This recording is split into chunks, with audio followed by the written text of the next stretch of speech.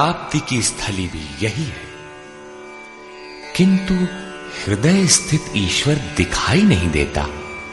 इस पर उपाय बताते हैं।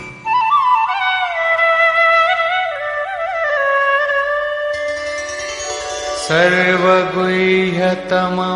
भूयः शृणु मे परमं वचः, इष्टोऽसि मे दृढमिति ततो वक्ष्यामि ते हितम्।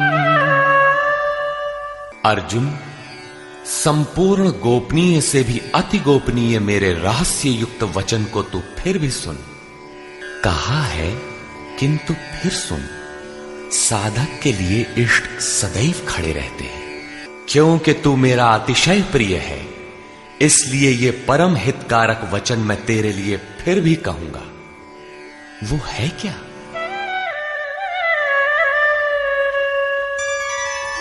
मन्मना भव मद्भक्तो मद्याजी मां नमस्कुरु, मामे वैष्यसि सत्यं ते प्रतिजाने प्रियोऽसि मे।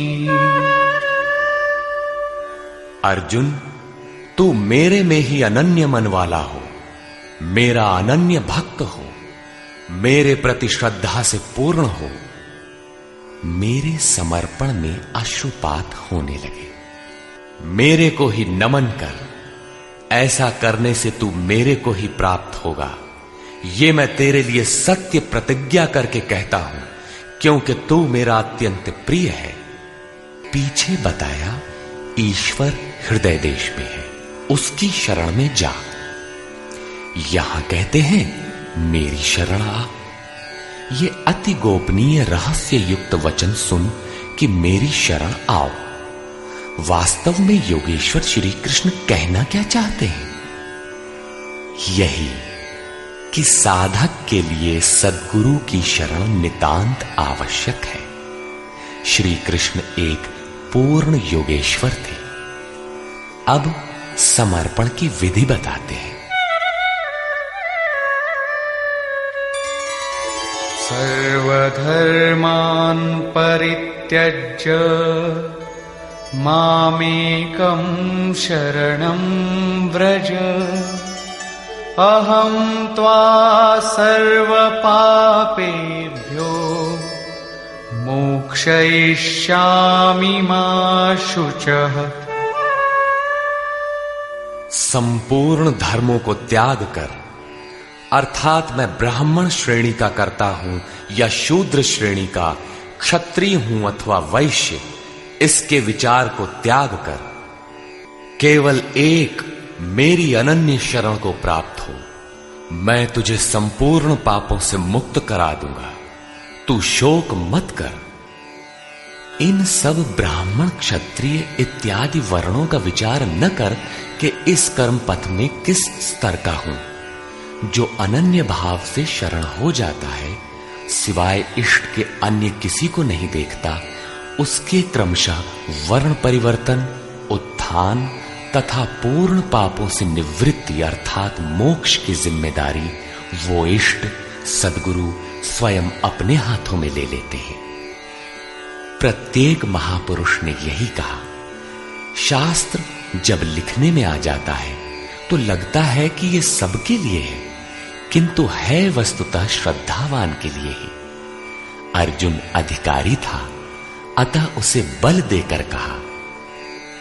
अब योगेश्वर स्वयं निर्णय देते हैं कि इसके अधिकारी कौन है। इदन्ते न तपस्काय न भक्ताय कदाचन, न चाशुश्रूषवे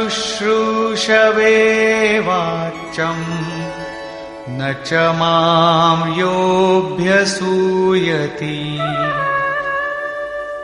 अर्जुन, इस प्रकार तेरे हित के लिए कहे हुए इस गीता के उपदेश को किसी काल में भूल कर भी न तो तप रहित मनुष्य के प्रति कहना चाहिए, न भक्ति रहित के प्रति कहना चाहिए, न बिना सुनने की इच्छा वाले के प्रति कहना चाहिए, और जो मेरी निंदा करता है, ये दोष है, वो दोष है, इस प्रकार झूठी आलोचना करता है, उसके प्रति भी नहीं कहना चाहिए।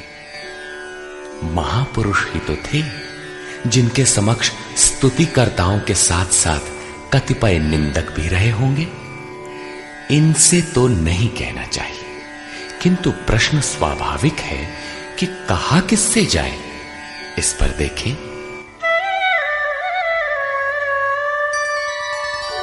यैमं परमं गुह्यं मद्भक्तेष्वभिधास्यति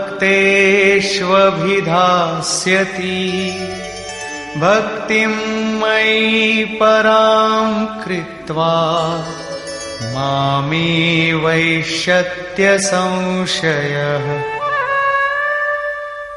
जो मनुष्य मुझ में परम प्रेम करके इस परम रहस्य युक्त गीता के उपदेश को मेरे भक्तों में कहेगा, वो निसंदेह मुझे ही प्राप्त होगा।